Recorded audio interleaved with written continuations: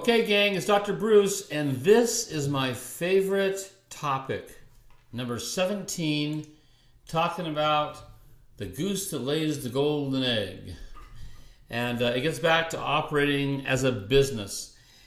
One day I just playing around, and I drew this out. I actually had somebody else draw the goose later because my goose looks more like I don't know what it looked like, certainly looked like a goose. But I wanted people to look at this idea. Imagine that you owned a goose that laid a golden egg. How would you take care of it? Would you feed it well? Would you keep it clean and happy and fluffy? Well, of course you would, because by taking care of that goose, you end up having golden eggs. And so I thought about that idea, and it says to reposition your practice to be an entity. So my metaphor here is to step back and to look at your practice as something that's not your alter ego. Look at it as something that you own, like a goose, and not something that is just yours. If you look here, we have the cost, and this goose right here, it eats cash. So we take the goose food here is food, and it eats cash. That's what your practice does. It requires cash, and as it comes in, right off the bat, it digests. The overhead. And then you have your gross profits. And out of the gross profits, we have the owner's income, and we have reserves for operations, we have capitalization of other things, we have taxes and reserves, and after everything has been consumed and planned for, we finally have net profits. And the net profits are the golden eggs. And the net profits is what you get to take and build your life from. Now, some people have gone to different seminars and heard different people speak, and one of the things that's most common that I've heard is to pay yourself first. And for most people, paying yourself first because you deserve it, so to speak, comes down to as the goose food goes in there, just as it goes through the mouth, the doctor takes the money, saying, "Hey, I pay myself first." So as soon as money comes in, they start paying themselves. And of course, then because of that, they take what they need for their lifestyle that they want, and in many cases, they haven't even really examined the amounts of money that it costs to live. They haven't really set budgets, so they just spend the money as it comes in, and then they wonder where they don't have money for advertising. They don't have money to give salaries and raises. They don't have money to do marketing and promotions or to replace equipment. And they start living then, in a situation that they try to cheapen themselves in all the operation costs while they're living a lifestyle that's really not even deserved by the way the practice is doing. So imagine if you owned this goose and then the money came in, and the only way for this goose to be fat and happy is to be healthy. That means that the doctors are paid, the staff is paid, the marketing is in place. The office is clean and the equipment is working right.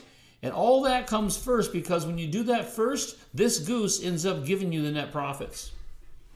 So what I'm looking at here is having you look at your practice instead of being an alter ego of yours, where you make your goose anemic by you spending all the money that comes in before the goose becomes healthy and fluffy, is to imagine stepping back and looking at your practice and making your practice the biggest priority, and you take a second fiddle to your lifestyle until your practice is producing, because you've done it properly, so you have a better life, not for today and tomorrow, but for life.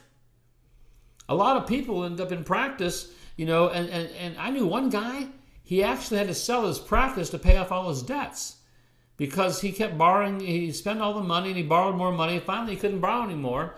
So the guy ends up selling his practice to pay off the loans against it, because the practice could no longer support it.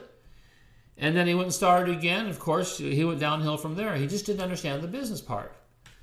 So part of what we're doing, in the Total Practice Blueprint, is teaching people the business part. Most people don't want to hear it. They don't want to talk about business. They want to talk about turning on the power. I get it. But until you understand how to make your practice profitable, how to gain loyalty from your staff by paying them well and treating them good and giving them benefits So they consider their job as a career, not a job. A lot of doctors pay low fees. And they also, what they'll do is they'll hire someone and say, okay, you're getting a low fee, but I'm giving you bonuses. And they don't understand. If they understood business, they would understand the way people think. Do you realize that most people are afraid of working for jobs on commission? If everybody worked on commission, they'd all be into real estate or something else, but they don't do that because the first 3 or 4 years is, like they say, starvation time. If a person looks for a job for you and you tell them you're going to pay them low and then give them commission or bonuses, which it really is, it doesn't motivate them. You understand? An employee is motivated by being taken care of. An employee they want security. They want a place they're proud of working. They want attaboys or attagirls, on a daily basis. Good reinforcement how good they're doing. They want money last. But when they agree to a check, they expect to get $975.18 every 2 weeks. That's what they want. More so than getting paid $200 with the idea of making $3,000 if they work extra hard. They don't want to work extra hard. If they wanted to go out and create a business, they would go out and create a business. People that work by money motivation are entrepreneurs. And entrepreneurs sometimes don't realize that not everyone's an entrepreneur. And a lot of times, like I used to be accused, of burning people out. Because at one time I thought everybody wanted to be successful, everybody wanted production, everybody wanted what I wanted, and they don't. And it wasn't until the day that I really got, I guess, wisdom or wise or understood other people was when my day of reckoning came, and I started realizing I don't have to sit there and put people into these commission jobs. I just need to pay them and make sure they get paid on time every month. Don't talk about problems of the practice because that creates insecurity, and an employee wants security. So I keep the business out. Some of the practices of people, they have staff meetings, and they discuss collections, they discuss services rendered, they discuss overhead. It's not smart. If they're getting $12 an hour and you're talking about you had $100,000 a month last month, the first question to them is, where's mine? Well, I don't have a raise. And so we understand they don't understand business at all. They just want to be taken care of. So when you look at your goose, realize what's going to be the cost of operating the goose. And it says owner draw, you put your salary in there and not your benefits. See, your owner draw covers your lifestyle. It pays for your apartment and puts gas in your car and food on the table. That's it. While you work the practice. If you become a good manager, you'll build the practice up. You still get your same draw, but you begin getting golden eggs, which are called profits. And those profits are dispersed on a quarterly basis. And you might be making, $1,000 a week and then get a $10,000 bonus in on a monthly basis or on a every 3-month basis, or a $20,000 bonus, depending how good you do.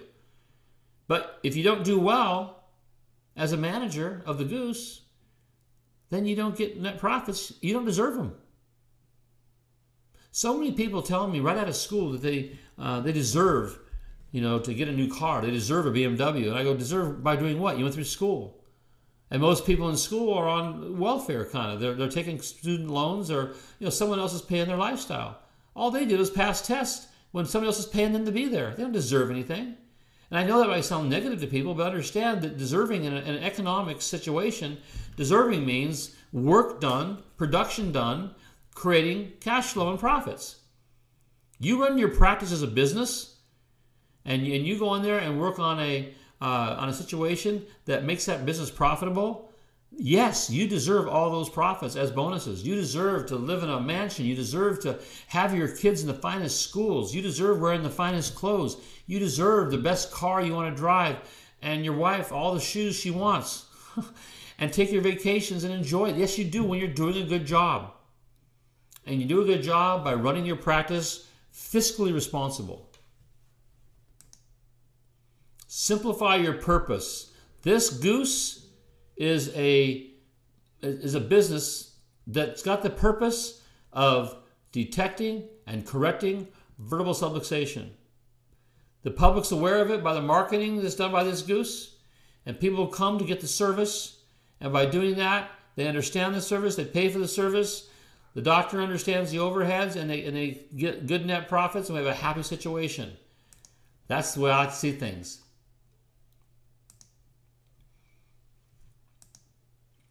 So, that's my tip for the day. Look at your practice as a goose that lays a golden egg, and get it laying golden eggs. And I'll see you on the next tape.